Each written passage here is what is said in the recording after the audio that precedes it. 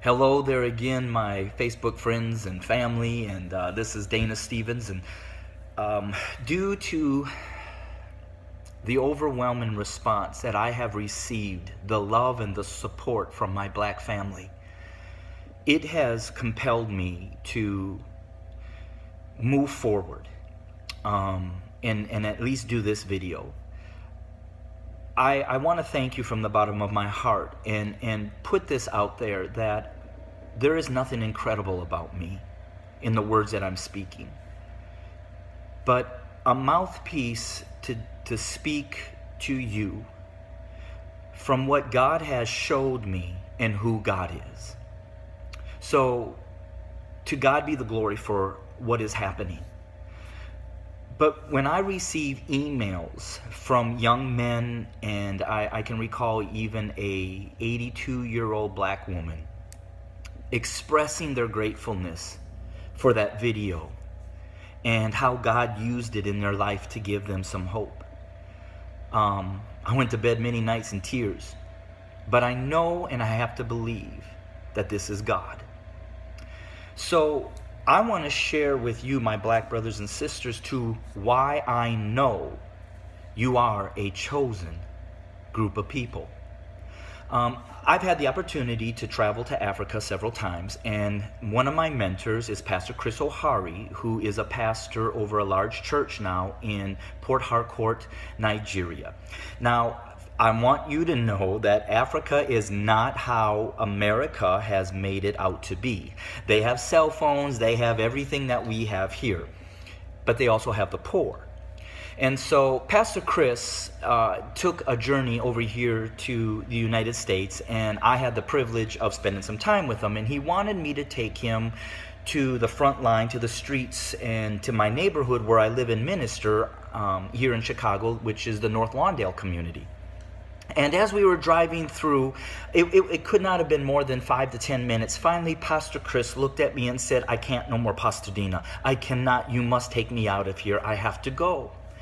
And I was a little shocked. And so I questioned him and I said, "Why, Pastor Chris?" I said, you know, the people that you have ministered and loved on in Africa don't have running water and live in basically cardboard makeshift homes. I said, but yet the poor here, or the individuals in my community, are living in homes, have running water, and TV. I don't understand why this is so depressing to you. And he said these words to me, which has kept me doing what I'm doing. And he said, "Yes, Pastor Dana, but see, my people in Africa who don't have running water, who do not have electricity, have something that my black Americans who may have running water and electricity don't have. See, my people in Africa have hope. My black Americans have been stripped of hope. So my people believe that tomorrow things may change, or the next day. So with that hope, there's no limit to where we will go. But when you have no hope and believed and been taught that you are a cursed group of people, there is a ceiling on where they will go.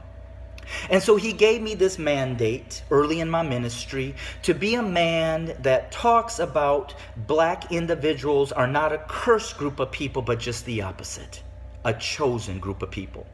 And he told me of individuals in the Bible, mighty men of God, that God used to continue the advancement of the gospel of God, in the gospel of his kingdom. One of those individuals was Jeremiah.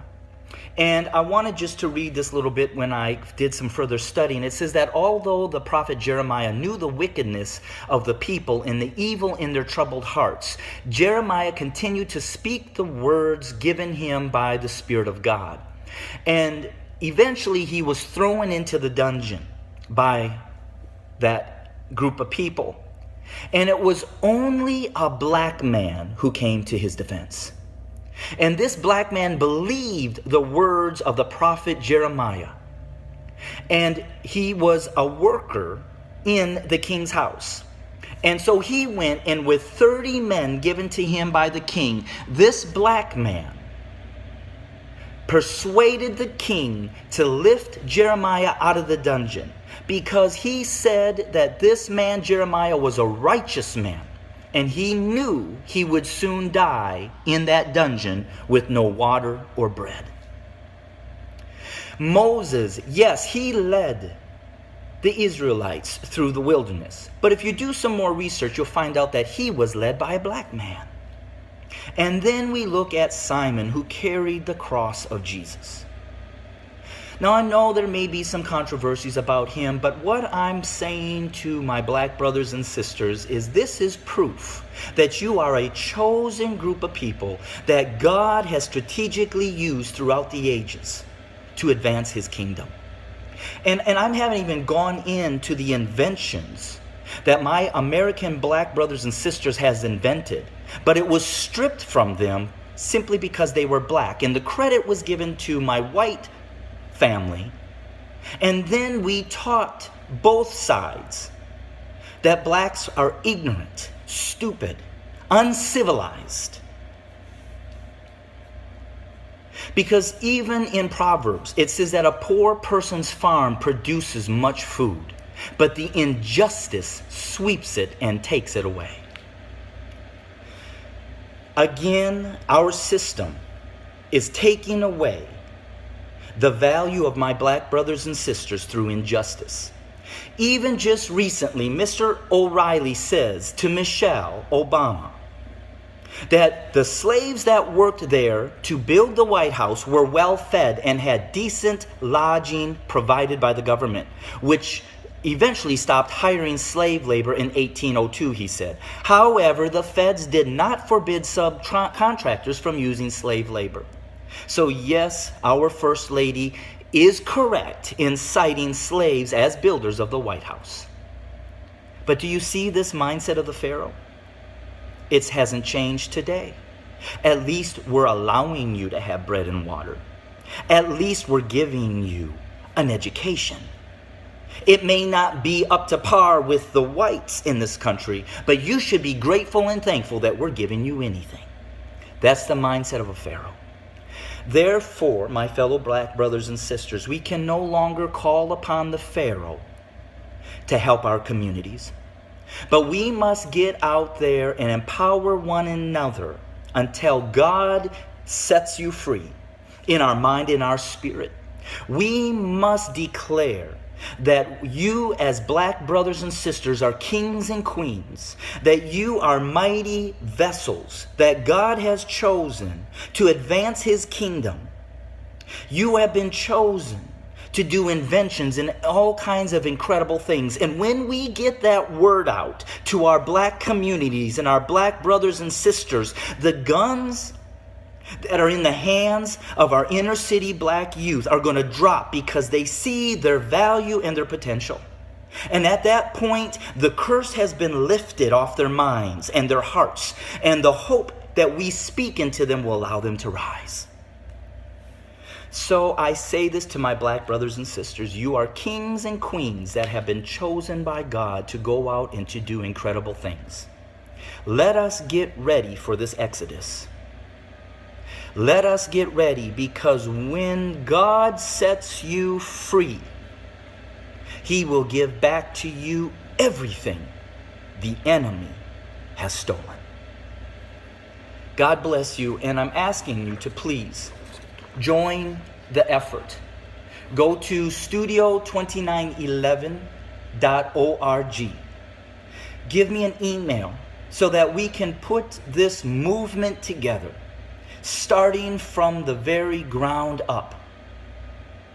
And stop calling on the Pharaoh to come into our communities to set you free. They've never had that intention.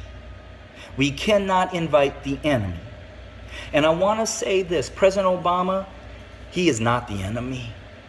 He is a man that God chose to take a major hit. But he's never lost dignity. He's never lost his mind, because deep down inside, I know he believes that he is a king. And our First Lady is a queen. And they don't let this small talk disturb them or remove their mindset from who they are. Let them be our leaders. Let them be our role models. May God bless you. Please contact me and let's get this going. Bye-bye.